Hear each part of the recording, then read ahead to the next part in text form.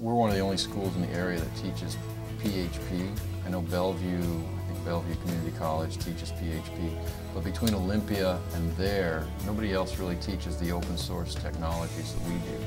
PHP, MySQL, which is the database. PHP is a server-side scripting language, is a technical terminology.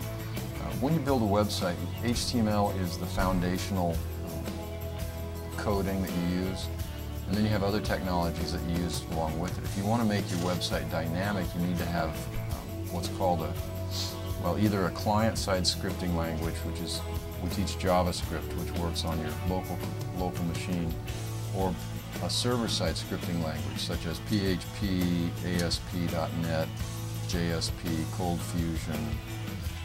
So there are a number of server-side scripting languages, of which PHP is one.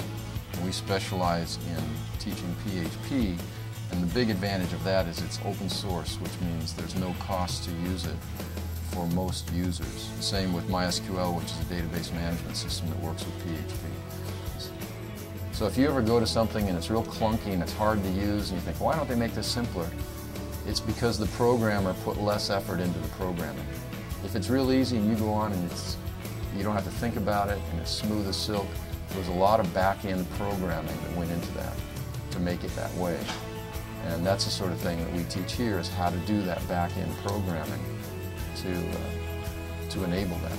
Now our program, as opposed to a lot of programs, college programs around here, they focus, you could go in and you could learn graphics, or you could go in a different program and learn programming. Our program is more of a blend between the two. We're pretty much evenly divided between the graphics portion and the programming portion.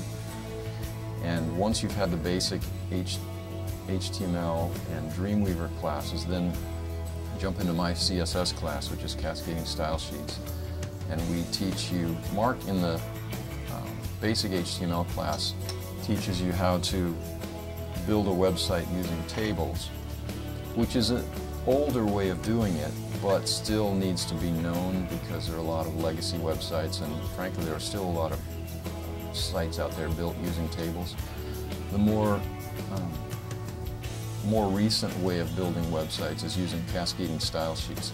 So what you do is you separate the structure of the site, like the framework of the site, from the styling, which is your colors and your layout and your positioning, all that sort of thing. So you put that in your style sheet. So we'll build websites in my class not using tables, and so what we do is we take a table-based site and we strip it down and move all the styling out to the CSS, and then take the tables out and learn how to build a layout without using tables.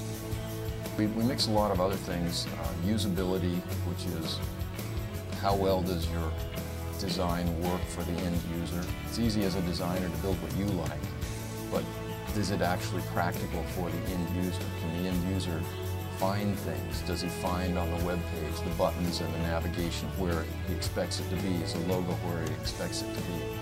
So there are a lot of studies out there as to how to make a site, a design, more usable for your end user, so we spend quite a bit of time on usability as well.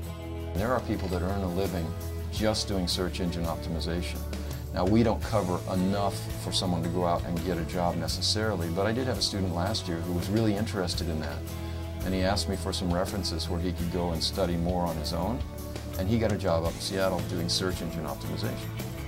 There are people who just design web interfaces, just the graphic look of it. There are people who just do the back-end coding and don't do any graphics. There are people that do a combination of the two.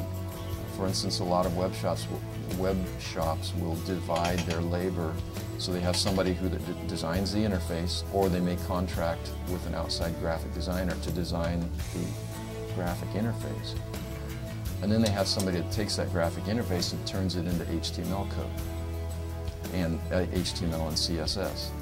And then they may have somebody that takes that HTML and CSS and adds the PHP and MySQL back-end functionality. So right there are three different expertises in one web shop. And then if people can go out and be a freelancer And if somebody's good at all of it and has good business skills and people skills, may want to go out and be a freelancer, get his own clients, and then he can do all three: design the interface, code it into HTML and CSS, and then develop the back-end coding. How many websites are there?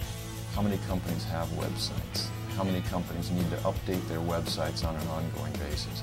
I mean, it's a field that's not going to go away anytime soon. And more, you know, you see companies and advertisements say, check us out on the web at such and such. It's a ubiquitous field, and the field's only, what, 15 years old? The web's only 15 years old. When you get out of this program, if you've worked hard, you've done the work, and you've understood what you learned, you should be ready for an entry-level job. But in this field, it's a constant learning curve. You never learn it all because the technologies change, and no matter how good you get at one technology, it's still that technology they're going to come out with new versions of the programming language, or new technologies are going to come out that you need to learn, or you fall behind. So if you like learning and you like the challenge, it's a fascinating field to be in.